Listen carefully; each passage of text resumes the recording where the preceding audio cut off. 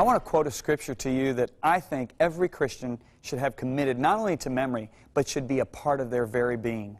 Paul says to us in Ephesians chapter 3, verse 20, he said, "Now unto him who is able." Now everybody out there say able with me. Okay, right there in your home, in your kitchen, in your office, say able. "Now unto him who is able to do exceedingly," listen to these words, exceedingly, abundantly, beyond all that we can ask or think. Now listen, according to the power that every once in a while comes from heaven. No. That according to the power that is given periodically by angels. No. According to the power that is at work within us. So let me say it real quick again. "Now unto him who is able to do exceedingly abundantly above all that we can ask or think, according to the power that is at work within us." What is that power? It is the power of the grace of God. Now, the key word in this verse is able. Now, I want you to think about this. You know, I used to live in Florida, and we had to deal with hurricanes between June and November down in Florida. But, you know, if a hurricane, and a really bad one, a Category 3 or above, came through a city, usually what would happen is, first of all the electricity was wiped out. And then secondly, all the fresh water was gone. So the first thing that has to happen is the military would usually bring in big tanker trucks filled with fresh water. So let's say this happens in this community.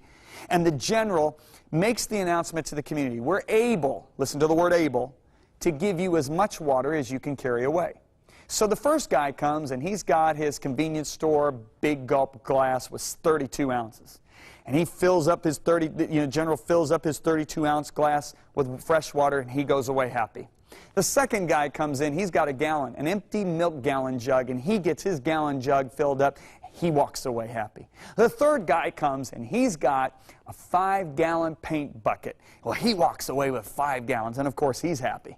Well, the next guy, he backs in with his flatbed truck, and he's got his bathtub on the flatbed truck, and he goes away with 50 gallons of water. Now, the guy with the 50 gallons of water, he lives next door to the guy that came with the big gulp glass, the 32 ounces. And when that guy sees his neighbor drive in with 50 gallons of fresh water, he is irate. He's furious. He complains to the neighbors, "How in the world can he get 50 gallons of water and I only got 32 ounces? This just is not fair. I can't believe this has happened." Well, his complaints are heard not only by the neighbors, but he reaches the leaders of the city, and then it finally gets to the general's ears. And the general calls this man. He said, "Hey, we told you we were able to give you as much water as you could carry away." You see, this is what God is saying. "Now unto him who is able to do exceedingly abundantly above all that we can ask or think, according to the power that's at work in us." Our container is what we can ask, what we can think. You know what I really believe? I believe many of us Christians are going to the throne room with our 32-ounce glass of water.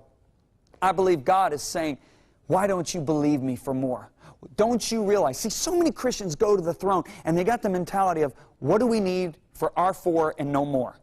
Instead of realizing that God is saying, "You have a hurting world around you. You have the ability through the power that I've put within you to meet the needs." You know, Jesus, if you look at him, he's feeding hungry people through the power of God.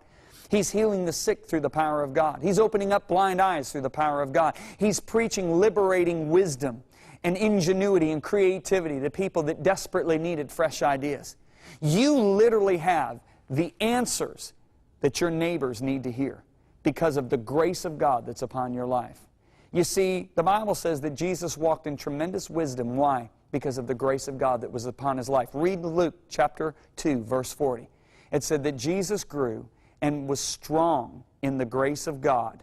Now, wait a minute. How could Jesus be strong in the grace of God? Why would he need the grace of God if all the grace was forgiveness of sins? Jesus never committed a sin. The grace of God that was on his life was empowerment. We must know and understand that the grace that God's placed in our life empowers us to bring answers to a hurting world. God is able to do exceedingly abundantly above all that we can ask or think, according to the power that is at work within us. When we know and believe this, we begin to live an extraordinary life. That's what you want to do, is live extraordinarily to bring glory to Jesus Christ.